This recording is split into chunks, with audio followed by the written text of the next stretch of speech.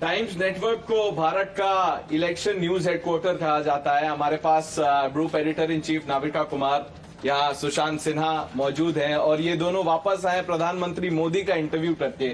सबसे पहले तो कॉन्ग्रेचुलेशंस, मुबारक हो कि बहुत ही कैंडिड इंटरव्यू किया है आपने। कितने देर का है पहले तो ये बताइए। इंटरव्यू करीब लगभग 75 मिनट का है, 1.25 घंटे का इंटरव्यू है। लेकिन सुशांत जी, बड़ी बात यह थी कि आज प्रधानमंत्री रिलैक्स थे और जिसको कहते हैं ना कि बिल्कुल कैंडिड गपशप के मूड में थे, फ्रीली बात कर रहे थे। नहीं, मैं ये जरूर कहूंगा प्रणेश, क्योंकि कई बार प्रधानमंत्री का कोई इंटरव्यू आने वाला होता है तो लोगों को ये क्यूरियोसिटी होती है कि भाई इसमें अलग क्या होगा जी। तो मैं बस इतना अभी कह सकता हूं, क्योंकि पूरा इंटरव्यू लोग देखेंगे तब उनको पता चलेगा। लेकिन ये प्रधानमंत्री का बिल्कुल अलग इंटरव्यू जो अभी तक आपने देखा है उससे इसलिए भी है क्योंकि प्रधानमंत्री ने खुलकर हर मुद्दे पर बात की है। दूसरा, प्रधानमंत्री का वो भावुक हिस्सा भी लोग देख पाएंगे जो आज तक आपने शायद किसी इंटरव्यू में नहीं देखा होगा। और प्रधानमंत्री बस ज्यादा मत बताना कि क्या कहा ये नहीं बता रहा, लेकिन तो मैं उस पर आऊंगा। चलिए मैं आपसे ये पूछता हूँ, जैसे कि वो सिनेमा का डायलॉग है कि हाउ वाज द जोश तो पीएम का बहुत हाई है। और अगर अभी हमने भी उनसे पूछा कि भाई 2 राउंड की वोटिंग हो चुकी है, तीसरा सामने दिख रहा है, 400 का आप टारगेट लेके चल रहे थे, जवाब क्या दिया ये तो इंटरव्यू में पता चलेगा। लेकिन उनका कॉन्फिडेंस लेवल, जो लोग ये कह रहे थे कि वोटिंग परसेंटेज कम हो गया है, ये हो गया वो हो गया, नैरेटिव सेट कर रहे थे, उन्हें नरेंद्र मोदी का ये इंटरव्यू देख के मुझे लगता है बहुत तकलीफ होने वाली है, बहुत झटका लगने वाला है। इकोसिस्टम को एक तरह से जवाब दिया। मैं आपसे जानना चाहता हूं नाविका जी, आपने इससे पहले भी प्रधानमंत्री मोदी का इंटरव्यू किया है, पहले के इंटरव्यू में और आज के इंटरव्यू में क्या डिफरेंस है? वैसे अगर मैं आपको बताऊं तो पहला इंटरव्यू उनका 2007 में मैंने किया था, जब चुनाव थे गुजरात के, और गुजरात के चुनावों के समय मोदी एक अलग शख्सियत थे। प्रधानमंत्री बनने के बाद भी मैंने 3 इंटरव्यूज किए हैं उनके, आज का चौथा था। इवॉल्व किए हैं और जिस तरह का एक कॉन्फिडेंस लेवल है और जिस तरह के लेवल पर विजन और लेवल पर वो बात कर रहे हैं, ये देखकर लगता है कि इस देश में कोई इतनी दूर की सोच रहा है। और उनका जो विजन है इस चुनाव, तो ये देखने को मिला है कि एक जो मोदी नॉमिक्स है या मोदी मंत्रा है, मोदी मंत्रा जो है वो एक बहुत दूरदर्शी एक इंसान का है और देश के लिए किस तरह से प्लानिंग होनी चाहिए उसका एक प्राइमर लेसन भी है। और उन्होंने एक बात और बड़ी इंटरेस्टिंग कही प्रणीश, आप कुछ चीजें तो हम बता सकते हैं। उन्होंने बड़ी इंटरेस्टिंग बात ये कही कि मैं जो है यहाँ काम कर रहा होता हूँ, लोग सोचते हैं मोदी यहाँ काम कर रहा है, विपक्ष यहाँ फंसा होता है, मीडिया यहाँ फंसी होती है। उनको ये नहीं पता होता कि मोदी का दूसरा काम, तीसरा काम, चौथा काम 4 अलग दिशाओं में चल रहा है। तो वो यहाँ चूंकि फंसे रहते हैं इसलिए वो समझ नहीं पाते कि मोदी क्या क्या और कर रहा है। तो इसको लेकर उन्होंने डिटेल में कुछ चीजें बताई हैं जो इंटरव्यू में आप देखेंगे। मेरे मन में भी कुछ सवाल हैं और हमारे न्यूज रूम में इसीलिए हम ये कर रहे हैं क्योंकि लोग भी सवाल पब्लिक के बहुत हैं, जानना चाहते हैं।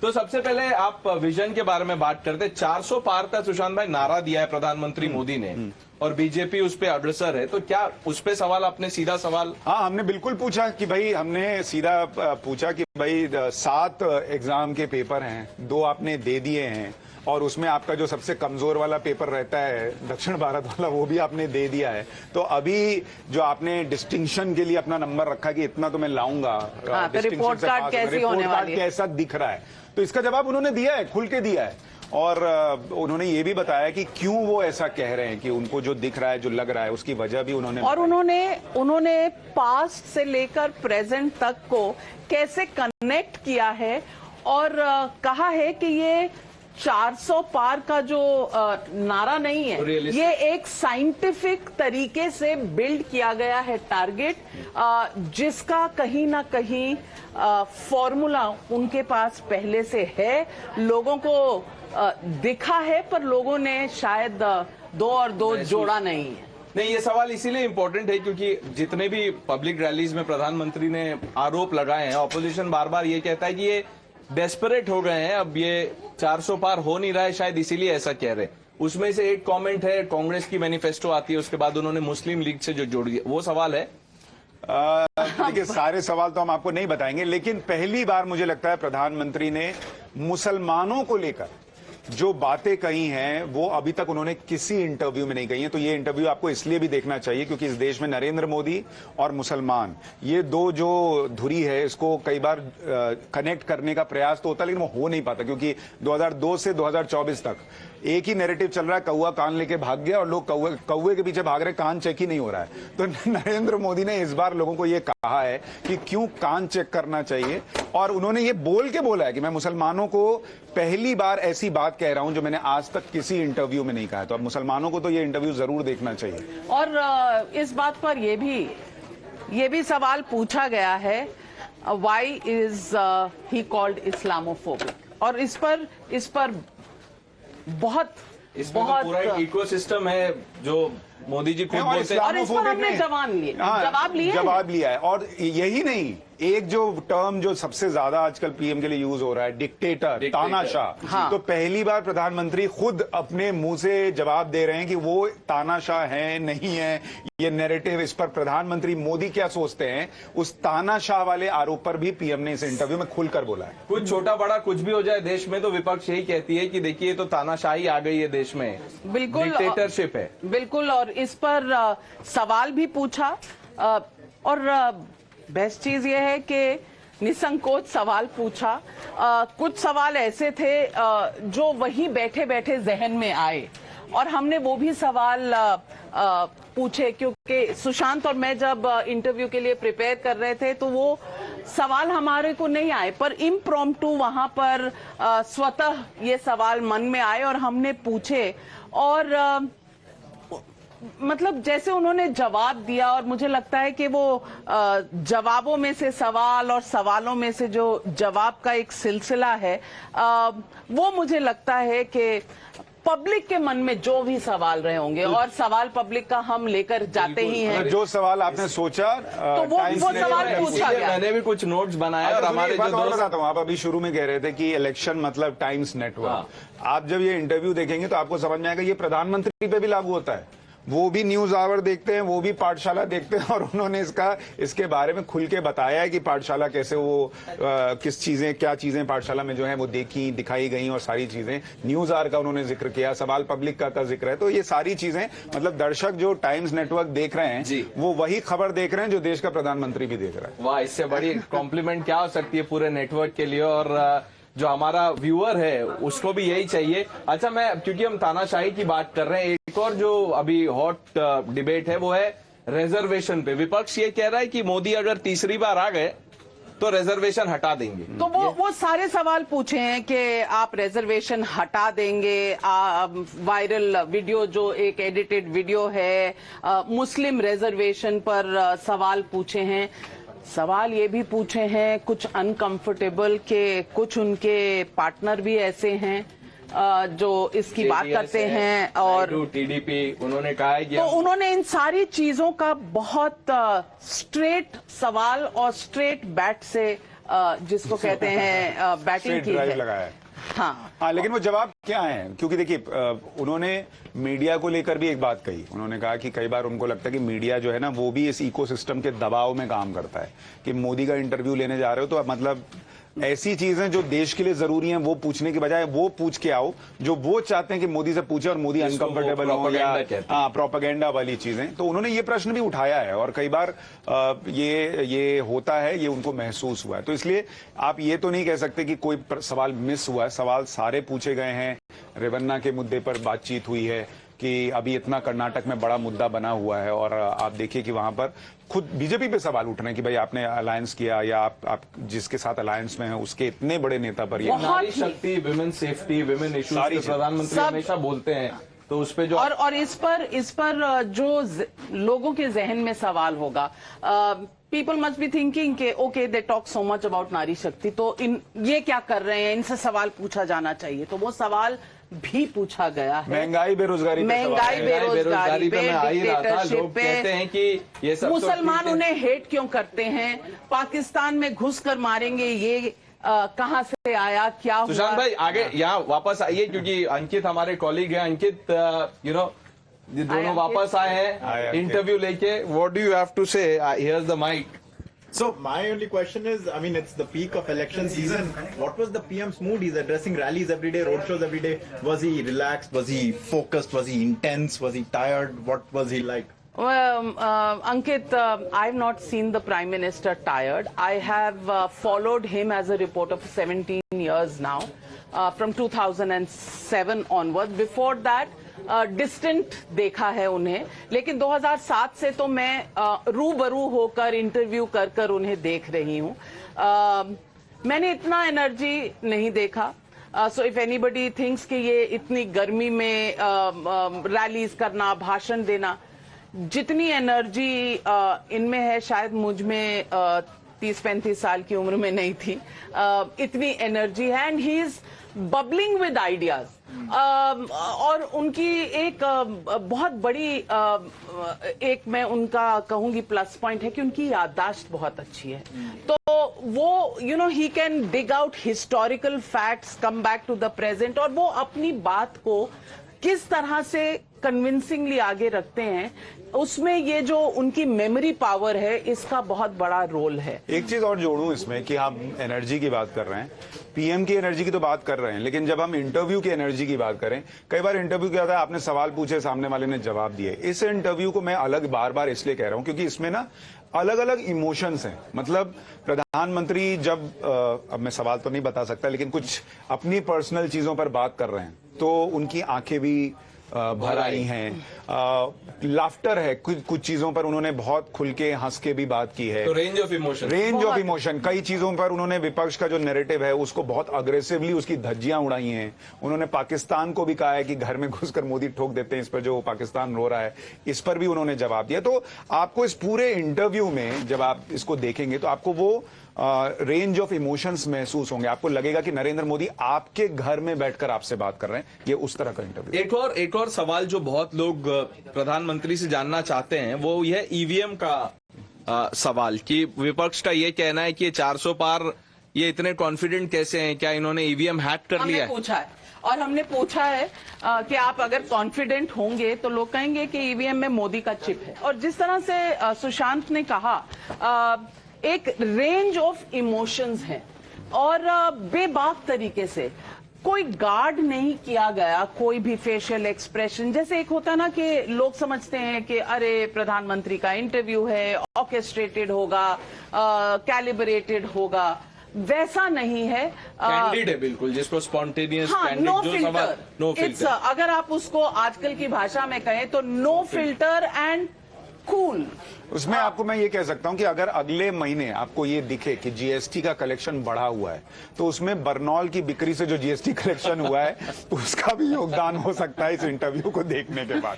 अच्छा राहुल सवाल पूछ, आइए राहुल सामने आइए। राहुल, ब्राइट यंग कॉलीग, वापस आ गए। नाविका जी, सुशांत जी, इंटरव्यू क्या सवाल था जो आप चाहते थे कि पूछा जाए? मैं ये पूछना चाह रहा हूँ कि जिस तरीके से अपोजिशन का एक नैरेटिव है, एक कॉमन सी चीज है कि मोदी आएंगे तो संविधान बदल देंगे, तो इस पे मोदी जी से कुछ सवाल पूछा और बहुत बड़ा लंबा चौड़ा इस पर डिस्कशन है और ये डिस्कशन देखने लायक है। राहुल, आप तो कम से कम फ्रंट रो में अपनी सीट बुक कर लीजिएगा क्योंकि इस पर लंबी कॉन्वर्सेशन है, चर्चा है और हमने ये सवाल भी पूछा और इसका फिर कहूंगी कि बेबाक तरीके और से सिर्फ इस नैरेटिव पे नहीं राहुल, हमने जितने नैरेटिव चल रहे हैं कि संविधान जो है वो खत्म हो जाएगा, अब इलेक्शन नहीं होगा, मुसलमान जो है वो खतरे में है, ये सारी चीजें जितने। मेरा एक और सवाल है सुशांत जी से कि जिस तरीके से केजरीवाल जेल से सरकार चला रहे हैं, तो क्या ये पूछने की कोशिश करी कि नहीं, ये पूछने की कोशिश करी कि 400 सीटें मिल गई तो क्या आप संविधान में कुछ ऐसी चीजें आप ला सकते हैं कि शीशमेल की बजाय आप जेल से आप सरकार नहीं चला पाओगे? क्या ये आया? 100 दिन का प्लान हमने जरूर उनसे पूछा था और वो 100 दिन के प्लान में क्या क्या उन्होंने कहा जानिएगा जब आप इंटरव्यू देखिएगा। अच्छा, बीच सोमवार शाम रात 9 बजे टाइम्स नाउ और टाइम्स नाउ नव भारत पर क्योंकि ये इंटरव्यू में सवाल जवाब दोनों है। शुभांगी जी का भी कुछ सवाल है। शुभांगी जी मेरा बस एक छोटा सा सवाल है कि जैसे राहुल गांधी जी हर दिन दो तीन बार तो कह ही देते हैं कि नरेंद्र मोदी जी डर से कांप रहे हैं, तो आप लोग तो 1-1.25 घंटे साथ में थे, इतने करीब से देखा, तो क्या डर वर से कांप रहे थे कि नहीं? वहां पे थोड़ा एसी ठंडा था, उससे हम लोग कांप रहे थे, पर उनके हम अंदर लोग नहीं, आप कांप रहे थे। मेरे लिए एसी का टेम्परेचर प्रधानमंत्री के अंदर इलेक्शन को लेकर इतना जोश और गर्मी थी, हमें तो वो कांपते नहीं दिखे। लेकिन उन्होंने राहुल गांधी को एक सलाह दी है कि राहुल गांधी को क्या करना चाहिए अगर वो 2029 के लिए कुछ भी टारगेट रख रहे हैं। और वो मुझे सलाह क्या लगता है है कि वो सलाह इंटरव्यू के 70वें मिनट के आसपास कहीं है, तो पूरा इंटरव्यू देखेगा। बीच में भी 2-3 जगह है, और एंड में जो असली सलाह है वो भी है, तो जरूर पूरा देखना क्या सलाह दी। फॉरेन पॉलिसी और डिप्लोमेसी के बारे में सवाल है, क्योंकि वो भी लोग ऐसे डिसाइसिव, कनाडा का भी जिक्र है और पाकिस्तान का भी जिक्र है, तो यूएस का भी है, और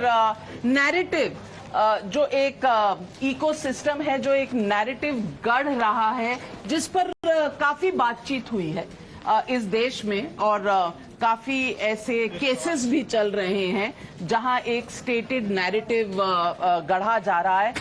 चौंका देने वाला जवाब है इस पर। बताइए उस पे क्या है? नहीं, मैं बिल्कुल नहीं बता सकती, नहीं, क्योंकि लेकिन ये हेडलाइन और ये नैरेटिव सेट करने वाला है इस पूरे चुनाव का। पूरे चुनाव का जो बातें प्रधानमंत्री जी ने इस नैरेटिव को लेकर और इंटरनेशनल टू नेशनल नैरेटिव पर जो जवाब दिया। आप कुछ पूछना चाहते हैं नमिता जी, सुशांत जी? जी, मैम से एक सवाल पूछना चाहता हूं सर से कि जो विपक्ष जो आरोप लगा रहा है वॉशिंग मशीन वाला, वो काफी क्रेडिबल कई बार दिखता है कि हाँ, मतलब जो उनकी पार्टी में गए और फिर उनके मामले, तो क्या उस पे सवाल हुआ और उस पे क्या प्रधानमंत्री की प्रतिक्रिया रही? करप्शन वाला वॉशिंग मशीन का सवाल जो है, उस पर हमेशा एक ही जवाब आता है कि कपड़े मैले थे तभी तो वॉशिंग मशीन तक आए। नहीं, और वॉशिंग मशीन का मुद्दा जब है तो वो सिर्फ इस बात पर नहीं है कि भाई आप पे कोई करप्शन का आरोप था और आप बीजेपी में आ गए। आप पे आरोप ये भी लगता है ना कि आप उन लोगों के साथ है, जैसे जेडीएस या दूसरी पार्टियों की बात करें जो मुस्लिम आरक्षण की बात करते थे, आप उनके साथ कैसे चले गए? वो तो फिर ठीक हो गए आपके साथ आए तो। या फिर जिस तरह से अभी रेवन्ना का मामला है, उसको लेकर मामला चल रहा है कि भाई आप महिला सशक्तिकरण की बात करते हो और इधर आपके सहयोगी है। तो ये सारे सवाल पूछे गए हैं कि भाई अगर आपके साथ कोई है और ये कर रहा है तो फिर उस पर आपका स्टैंड क्या है? तो उसका भी जवाब है। एक चीज मुझे पूछनी है कि सत्या जी, राहुल गांधी हमेशा कहते हैं कि पहली नौकरी पक्की। पूरा कांग्रेस का कैंपेन है, 30 लाख नौकरी राहुल गांधी आएंगे और दे देंगे। क्या नरेंद्र मोदी जी को मालूम नहीं है कि 30 लाख नौकरी है, वो क्यों नहीं दे रहे हैं, या मतलब क्या दिक्कत है उसमें? इस पर भी पूरा ब्लूप्रिंट उन्होंने खींचा है और इस सवाल का जवाब दिया है कि किस तरह से नौकरियों का इंतजाम और किस तरह से अफसरों का इंतजाम हो रहा है और आगे होने वाला है। इस पर भी पूरा ब्लूप्रिंट इस इंटरव्यू मुझे लगता है अब इससे ज्यादा राज नहीं खोलने चाहिए। थोड़ा सा मैं ज्यादा समय नहीं लूंगा, बट फिर से एक बार बोल देता हूँ कि मंडे को रात को 9 बजे आप देख सकते हैं, साइमलकास्ट होगा टाइम्स नाउ भारत पे और टाइम्स नाउ पे। लेकिन आप ये बताइए मुझे कि जो प्रधानमंत्री से जो इतने इससे पहले जो इंटरव्यू हुए उसमें जो भी सवाल पूछे गए, इसमें 3 चीजें अलग क्या है जो आप दर्शकों को बोलेंगे कि प्लीज 9 बजे देखिए? देखिए, सबसे बड़ी चीज जो मैंने कहा कि ये सिर्फ इंटरव्यू नहीं है। ये आपको ऐसा लगेगा कि प्रधानमंत्री नरेंद्र मोदी आपके घर में बैठे हुए हैं और आपके मन में जो सवाल हैं वो उनसे पूछे गए हैं। तो पहला तो आपको लगेगा कि आपके सामने आपके मन के जवाब या आपके मन में जो सवाल है उनके जवाब देते हुए नरेंद्र मोदी दिख रहे हैं, पहली चीज। दूसरा, एक रेंज ऑफ इमोशंस है। देखिए, कोई भी इंटरव्यू, आपने सवाल पूछा जवाब मिला, सवाल पूछा जवाब मिला, वो एक अलग चीज होती है, लेकिन मैकेनिकल लगता है। लेकिन जब आप एक कॉन्वर्सेशन में होते हैं और उसमें आप बिल्कुल खुलकर बात कर रहे हैं, जिसको आप अंग्रेजी में कैंडिड होना कहते हैं, आपने कोई भी दीवार खड़ी नहीं की है और आप चाहते हैं कि आपकी बातें लोगों तक पहुंचे, तो उसमें वो रेंज ऑफ इमोशंस दिखता है। जैसे मैं बार बार कह रहा हूं कि प्रधानमंत्री का सबसे भावुक इंटरव्यू है, जो आपने कभी टेलीविजन पे नहीं देखा होगा कि पीएम इतने भावुक क्यों हो गए, तो वो आपको इंटरव्यू में दिखेगा। वो इतना कई बातों पर बहुत अग्रेसिवली उन्होंने विपक्ष को जवाब क्यों दिया, ये आपको दिखेगा। क्या मैं आपसे पूछ सकता हूँ कौन से सवाल पे भावुक? नहीं, आप पूछ सकते हैं, लेकिन हम जवाब नहीं देंगे। आपको कृपया अपनी सीट की पेटी बांधनी पड़ेगी और अपनी सीट बुक करनी पड़ेगी, क्योंकि 9 बजे कल आप अपनी सीट बुक करके ये देख सकते हैं। लेकिन जैसा इन्होंने कहा, भावुक रेंज ऑफ इमोशंस, एक कंफर्ट लेवल कि आप पूछिए जो सवाल आपको पूछना है, क्योंकि सबसे बड़ा आरोप लगता है प्रधानमंत्री में कि वो जवाब नहीं देते, वो सवालों से भागते हैं, प्रेस कॉन्फ्रेंस नहीं करते। लेकिन इस इंटरव्यू में आपको ये लगेगा कि ऐसा कोई भी सवाल नहीं है जिसका बेबाकी से जवाब नहीं दिया और कोई डिस्कम्फर्ट नहीं है। हाँ भाई पूछो, कहीं पर कोई जिसको कहते हैं ना कि आप कभी बॉडी लैंग्वेज में समझते हो कि अगला आदमी थोड़ा टेंस हो रहा है, गुस्से में आ रहा है, ये सवाल कैसे पूछ लिया, यू नो, एक अंडर करेंट हम जर्नलिस्ट को पता चलता है जब हम इंटरव्यूज करते हैं। हाँ, ऐसा एक लम्हा नहीं है पूरे इंटरव्यू में और सारे सवाल पूछे गए। जैसे हमने बताया डिक्टेटरशिप, एंटी मुस्लिम, हमने बेरोजगारी, कोटा रिजर्वेशन, एंटी मुस्लिम, सब कुछ पूछा है। नैरेटिव इंटरनेशनल क्या हो रहा है, नेशनल क्या हो रहा है, इकोसिस्टम कैसे चल रहे हैं, सारे सवाल पूछे गए और उन्होंने जवाब दिए। एक निराशा जो है वो इकोसिस्टम को होगी, क्योंकि वो दूसरों को तो सर्टिफिकेट बांटते हैं, लेकिन वो जिस लेवल पे जाके शानदार प्रश्न पूछते हैं कि आपको पास्ता बनाना आता है या नहीं, जब वो किसी नेता का करते हैं, या वो किसी नेता से पूछते हैं कि आपको समोसा कैसा लगा, आपने इसके बाद जलेबी खाई तो कैसा लगा, इस तरह के प्रश्न उसमें नहीं है। देश से जुड़े हुए कुछ प्रश्न हैं, अब वो लेवल पे हम नहीं जा पाए, इकोसिस्टम जिस लेवल पे जाता है, लेकिन हाँ, हमने देश के लोगों के मन में जो सवाल है वो पूछ लेकिन कुछ सवाल मैं आपको बताऊंगी ऐसे भी थे जो पर्सनल टाइप के हैं, इन द सेंस दैट आप और हम बैठेंगे तो इस तरह की बात करेंगे, ये होती है। और नॉर्मली बात से बैठे बैठे आ जाती है, बैठे बैठे जो वहां आ जाती है, क्योंकि बात में से जैसे कहते हैं ना बात निकलती है। तो एक उस तरह का कंफर्ट फैक्टर है कि सवाल पूछे हैं और जिस तरह से रिएक्शन है वो देखने लायक है। लेकिन एक जिसको कहते हैं जर्नलिस्टिक एनालिसिस अगर मैं करूं तो कम से कम नहीं तो 15-20 ऐसी हेडलाइंस हैं जो चौंका देंगी लोगों को। और इसमें एक बहुत बड़ी हेडलाइन, सबसे बड़ी हेडलाइन है जो मैं कहूंगी कि इस इलेक्शन को डिफाइन करती है, और वो हेडलाइन जो है वो बिल्कुल देखने और सुनने लायक है। आपको पता चलेगा कि भारत इस वक्त कहां खड़ा है, क्या देख। चलिए इसी नोट पे फिर हम अपने दर्शकों को फिर से एक बार टाइम बता देते हैं। मंडे रात 9 बजे टाइम्स नाउ नव भारत और टाइम्स नाउ पे हमारा हैशटैग है PM Modi on Times. Navika ji, Sushant भाई, thank you for speaking to us. ज्यादा बताया नहीं आप लोगों ने, जरूर ट्यून इन करिएगा टाइम्स नाउ पर रात 9 बजे, टाइम्स नाउ नव भारत पर भी कल रात 9 बजे, यानी कि नोट कर लीजिए, सोमवार 6 मई को रात 9 बजे टाइम्स नाउ नव भारत पर और टाइम्स नाउ पर द PM मोदी इंटरव्यू। हालांकि इंटरव्यू 9 बजे शुरू होगा नाविका जी, लेकिन उसके कुछ ऐसे हिस्से हैं जो हम 8:50 से दिखाना शुरू करेंगे, तो आप जो है सीट 8:50 पर बुक कर लीजिएगा। इंटरव्यू 9 बजे शुरू होगा। सीट तो आप पूरा दिन ही बुक रखिएगा हुजूर पूरा दिन बुक रखिएगा, क्योंकि हम कुछ ना कुछ दर्शकों तक लाते रहेंगे। And I hope viewers you will watch and you will send us your feedback. Thank you both of you. Thank you so much. Thank you Pranesh.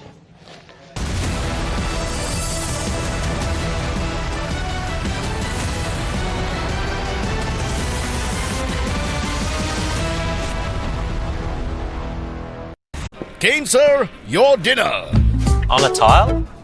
It's antibacterial. Easy to clean. But plates? Clean by. It's a tile ad. IM Plus technology से बने world class tiles. Tile हो तो simple हो।